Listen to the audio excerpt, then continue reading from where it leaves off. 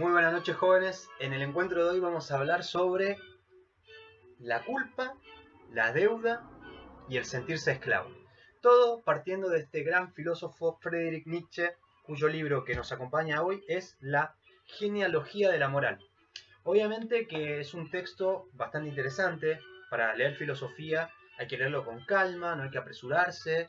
Hacer filosofía no es tan fácil, no es tan fácil como parece. Para leer los textos hay que leerlos con detención, porque hay a veces que los filósofos van llevando el punto de un punto a otro y a veces te parece que no se entiende bien. Por lo tanto, no hay que tomar la filosofía a la ligera. La filosofía es una herramienta de liberación, es una herramienta que nos permite pensar por nosotros mismos y pararnos encima de elefantes, en hombros de elefante, para poder contemplar desde ahí, con una mirada crítica, algo más revelador y transformador, que ayude realmente a transformar la realidad. Por eso que es tan importante hacer filosofía, pero ojo, no a ponerse mal cuando ustedes empiezan a leer algún texto filosófico y encuentren que tienen dificultades, porque obviamente el lenguaje es complicado de la filosofía, sobre todo cuando van leyendo autores tan complicados como Nietzsche, Schopenhauer, Hegel, Heidegger. Son filósofos complejos. Cuando uno ya le agarra la mano al texto, al lenguaje, uno puede ir disfrutando de otras cosas. Lo que no significa que no nos podamos hacer preguntas y flashear con ellos, porque la idea de esto es esto, poder flashear con Nietzsche en este caso. Bueno, entonces dijimos la culpa, el tema de la deuda y el tema del ser esclavo. Bueno, vamos a comenzar primero con el tema de la culpa. ¿Cuántas veces a vos que estás allá y a mí nos han hecho sentir culpables de algo? Nos han hecho sentir culpables de la nada. A ver, vamos por un ejemplo. Yo a veces pienso en los ejemplos antes y después me olvido.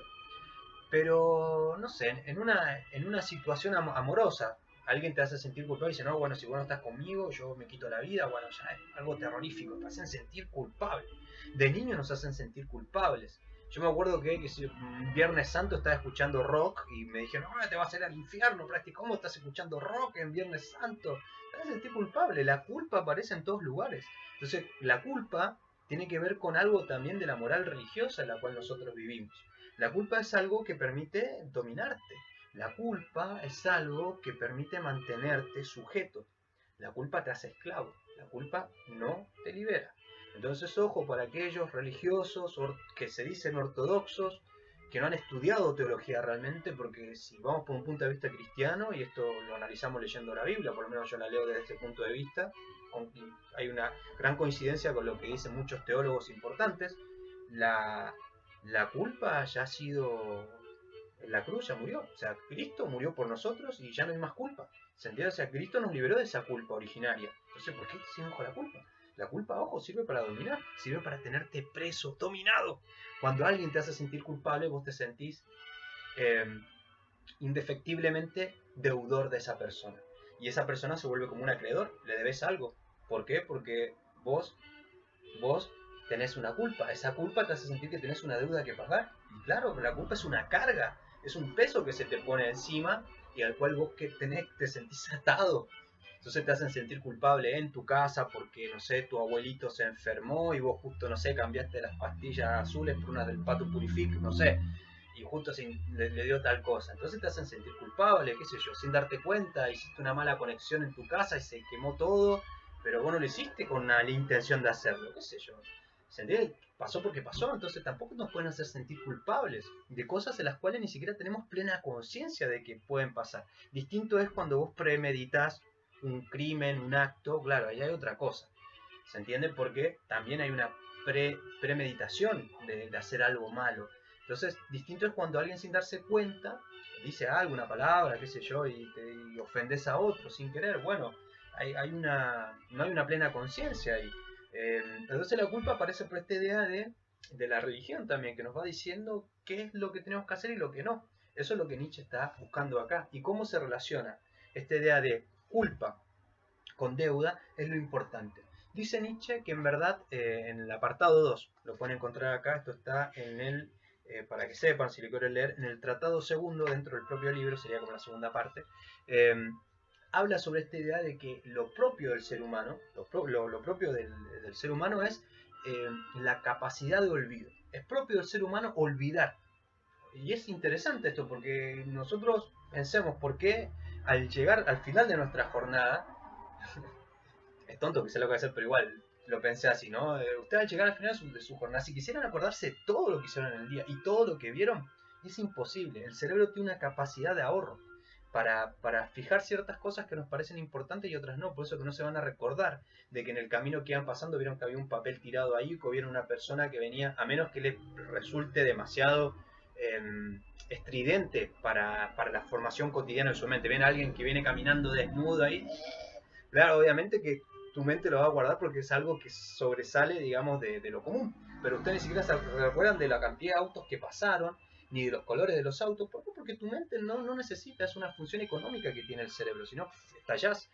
Entonces imagínense que hay algo propio en el ser humano que es la capacidad de olvido. Ahora la pregunta que le podemos hacer a Don Nietzsche. Nietzsche, pero voy a decir, claro, es cierto la capacidad de olvido. Dice, pero ¿qué es lo que el hombre tiene que olvidar? Y otra pregunta que le podemos hacer lo mismo. ¿Y qué es lo que al hombre no se le deja olvidar? ¿Se entiende? O sea, ¿qué tengo que olvidar y qué es lo que no se me deja olvidar? ¿Qué es lo que no tenemos que olvidar?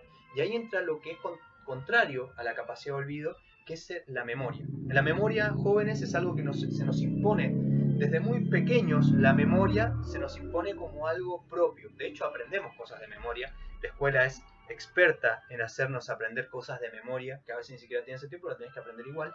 Nos hacen aprender. Mi abuela me decía que para ir a comprar me decía, tenés un cuarto de azúcar, y yo me iba repitiendo de memoria porque me olvidaba. Entonces, fíjense, ¿qué se guarda realmente en la memoria? La memoria se guarda aquello que se considera que es importante. Pero lo que se considera que es importante es algo impuesto, no es algo que yo quiera recordar porque sí, es algo que se me impone, la memoria es algo impuesto. Entonces Nietzsche está diciendo, ojo, si lo propio del ser humano es la capacidad de olvido, lo propio del sistema es que se nos imponga una memoria. Y esa memoria hace que el hombre no pueda olvidar.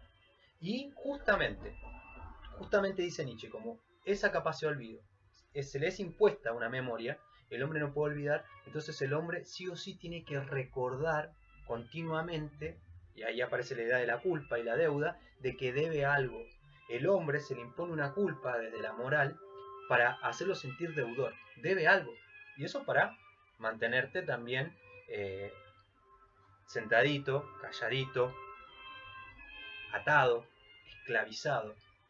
Por eso que los castigos en la Edad Media y demás eran castigos cruentos, eran castigos donde ahorcaban, condenado a la horca.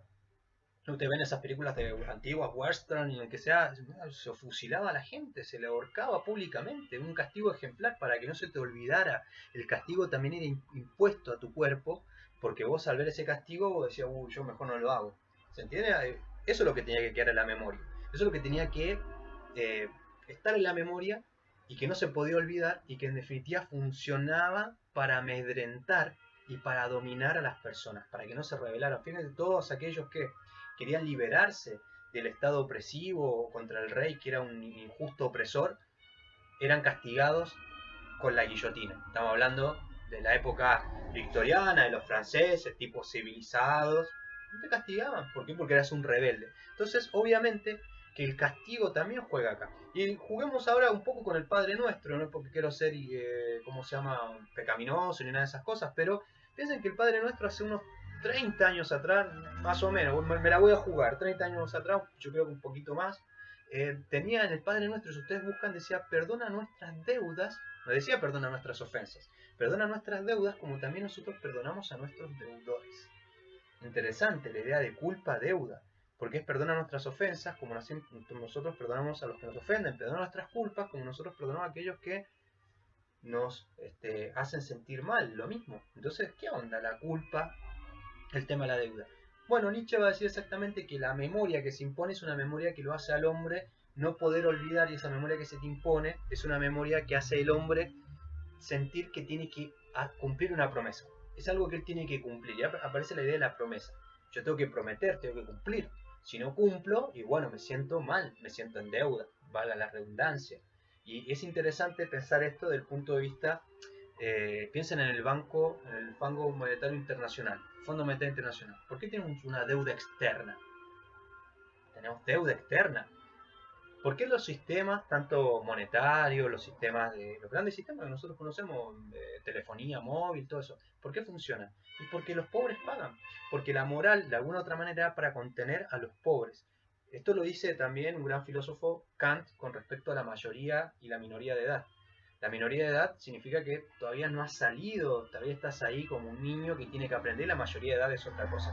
¿A quién se le aplica la moral? Según Kant, no se le aplica a la clase alta burguesa, se le aplica a la clase media, se le aplica al pobre. El pobre tiene que pagar, para el pobre es la moral. El que está en la mayoría de edad ni siquiera necesita moral porque él mismo tiene los valores. Lo que Nietzsche está diciendo acá es que exactamente esos valores que se han impuesto, esa moral que se ha impuesto, esa deuda que se ha impuesto, no es una deuda que nosotros buscamos. Y hay que liberarnos de esa deuda para no ser esclavos. Porque si somos esclavos, entonces la libertad o la pseudo libertad que se nos está diciendo que tenemos, en verdad es falsa. Esa libertad es para castigarte. Así, vos sos libre. Ah, sos libre, pero no porque se te reconozca un derecho. Así, vos robaste. Ah, pero sos libre. Y como sos libre, elegiste. Porque tenés la capacidad de pensar, elegiste que hiciste eso, por lo tanto, castigo. ¿Se entiende? Solamente se aplica la libertad, esa pseudo libertad, para castigarnos, para imponernos una moral que no es la nuestra. Nietzsche se está cuestionando continuamente cuáles son los valores religiosos que se han impuesto y que hacen del ser humano alguien que se le aplica una memoria para no poder liberarse.